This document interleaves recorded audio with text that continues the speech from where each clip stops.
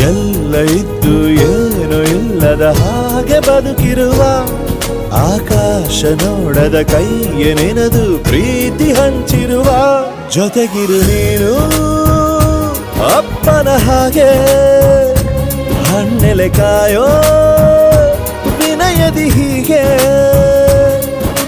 ನಿನ್ನನು ಪಡೆದ ನಾವು ಪುನೀತ ಬಾಳು ನಗು ನಗುತ್ತಾ ಬೊಂಬೆ ಹೇಳುತ್ತೈತೆ ಮತ್ತೆ ಹೇಳುತ್ತೈತೆ ನೀನೇ ರಾಜಕುಮಾರ.